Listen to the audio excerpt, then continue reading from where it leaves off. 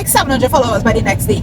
And then, I went to work, and I kept like monitoring it, and I was getting like hundreds and hundreds and hundreds and hundreds and hundreds and hundreds and hundreds of followers.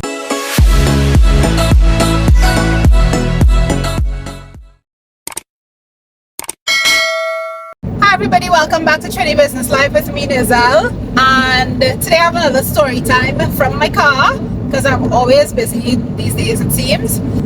I started selling household goods because we were getting ready to buy a house, and I was so excited about being able to furnish a house and, you know, put all the fancy cute little things in it. And I started by finding pantry jars from a wholesaler. It was actually my husband's supplier for his business, which is predominantly landscaping and outdoor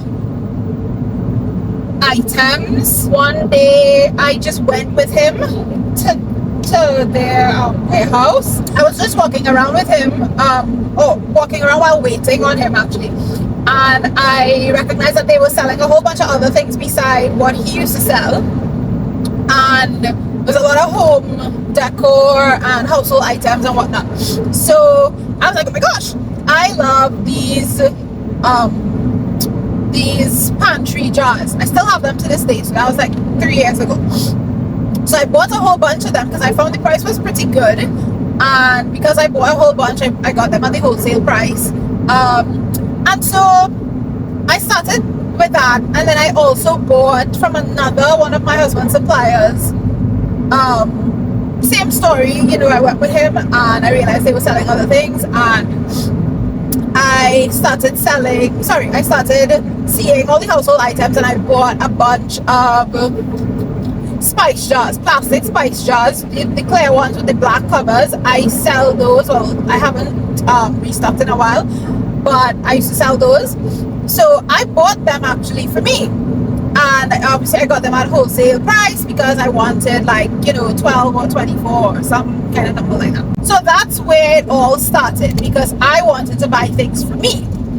Then because I had bought the jars, I had extra, so I put it on Facebook Marketplace and they sold in no time. And so I started buying stock and selling it on Facebook Marketplace. We would go to the wholesale places and we would buy tons of things, and we weren't really spending that much money, maybe a couple $1,000. Where were we getting this money from? I think it might have just been from our salaries and from sales that we kept, you know, turning things over. I was doing all my deliveries myself. But my husband and I were doing our own deliveries. I mean, I did have a lot of free time because I was working from home and because of the kind of job we both have, like the full-time jobs that we have. So we were doing our own deliveries. I remember there was a day I left home maybe at 9 o'clock in the morning. I didn't come back home until like 9 o'clock in the night. And it's only like afterwards I spoke to a police friend of ours. And he was like, yeah, you'll need to be careful with these Facebook Marketplace things, though. People get robbed and all kind of thing happens, people, and blah, blah, blah. And I was like, ooh. So we started in March or April, and by September, as things got closer to Christmas, it was wild. So that happened, and I kept feeling like God was saying to me, I'm a Christian, by the way, and I believe in God and His Holy Spirit, and I know He speaks to me like nobody could tell me otherwise. So yeah. So I felt like I needed to put the business on Instagram. And I was like, no, I don't want to do that, because, well, that would be a lot of customers, more customers than I already have. I'm good. That's too overwhelming. I don't want all that drama in my life. I don't know if I feel great about that. But obviously I was open to it because, you know, I was feeling like, you know, God was saying, do it, get on Instagram. But I was afraid of it blowing up, which is something I talked about in another video concerning fear of success. So I finally decided a couple months later that I would start the YouTube, that I would start the Instagram page. And I did that. Let's say I started in like November. So had the Instagram page, was posting a few things, and, you know, I was getting a few sales here and there, and that was that.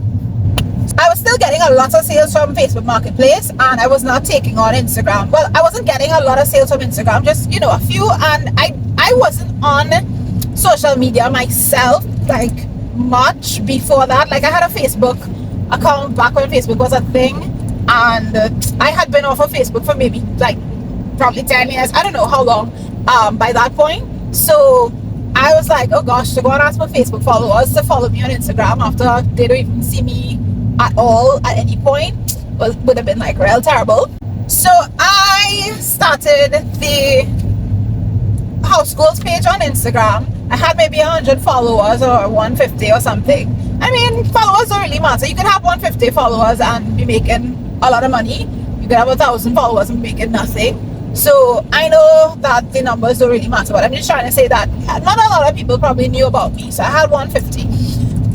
But one lovely day in March, a customer ordered like $100 in goods, which is a little bit, right?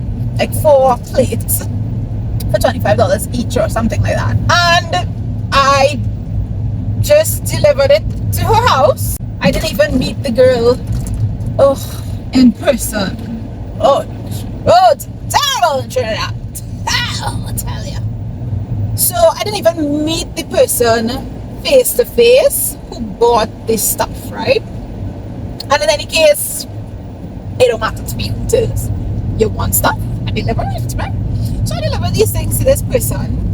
And, you know, in the evening, I think I sent her a receipt because I had an app to monitor my inventory. So I sent her the receipt. And, you know, she was like, thanks. I'm going to do a video on it for, like, TikTok. And immediately I thought, oh, she's young. She's like, what, 18? Because I don't know. I don't know what I was thinking. But I really just thought TikTok is for little children. Oh, and she asked me what's my TikTok handle or whatever, and I was like, I'm on TikTok, but I'm just on Instagram where she would have found me. So she said, okay, cool, no problem. So that probably was like, you know, 8 o'clock in the night, 8 o'clock in the night. It wasn't like crazy or anything at the time, you know. And so I left it at that. Y'all, I put down my phone, went and mind my black-owned business.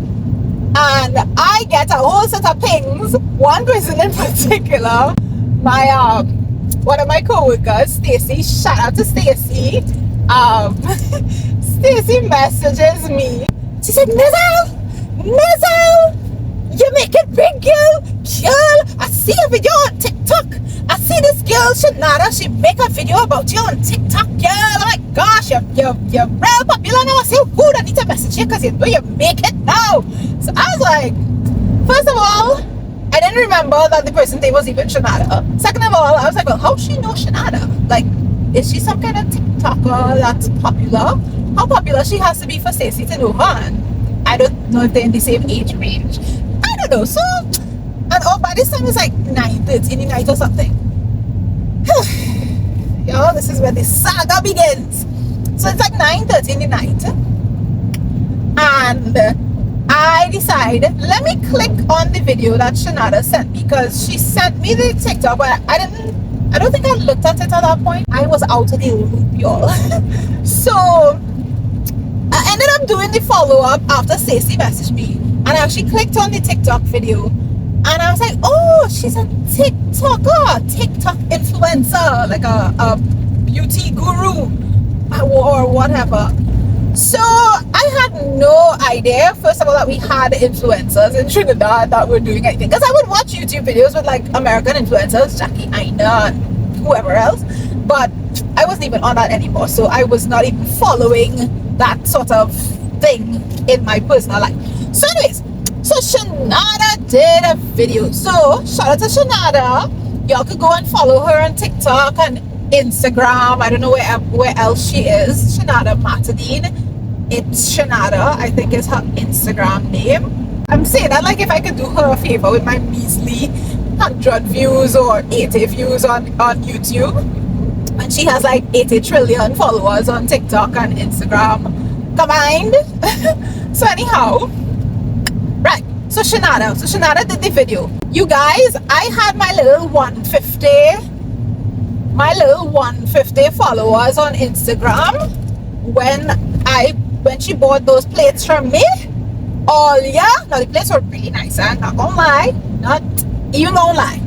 Plates were really nice. But y'all, oh, this is such a beautiful scenery. I am on, what is this? I don't know what road this is, but I just passed a sign saying Todd Road. So the other road is where I am. If you know down here, somewhere in Central. Don't mind I live in Central, but I don't know all these here parts. But this is so beautiful. Like, I wish I could show you all. I mean, I could, but I'm driving and people are behind me. So let's not do anything weird. But this is really nice. Anyway, and the road is actually smooth. Good job, Councillor in the back here. Anyhow, so yeah, y'all. So I had my 150 followers, minding my business, as I said. The night, went to bed. By in the morning, not even joking, I probably had like 600 followers. And I was like, what is happening? Like, I didn't even think I put it together that it's because of her I got those followers. So I was like, what is happening? Like, somebody like hacked me or something. But why would you hack me and give me more followers? And it's like, are these people like bots or something? Like, is it bot accounts, spam accounts, or is it like real people? And clicking on it, it's like real people and people actually liking stuff. And then orders started to come in for the same plates that she ordered. Now those plates were so lovely. Yeah? It's like some teal plates with a kind of lip. I mean, people who know my store online from like back in the day, y'all would remember those teal plates, and I had gray to match. So y'all, I had like 700 followers by the next day, and I went to work, and I kept like monitoring it, and I was getting like hundreds and hundreds and hundreds and hundreds and hundreds and hundreds and hundreds of followers, and orders were coming in, and I was like, I can't answer any more messages. It's too many messages. They broke my internet. So I couldn't.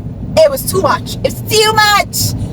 Yeah, by the end of the week I had like about 1,500 followers, and it wasn't even like from Monday to Friday. That was like maybe from Wednesday to Friday or something. So I was like, oh God, what just happened?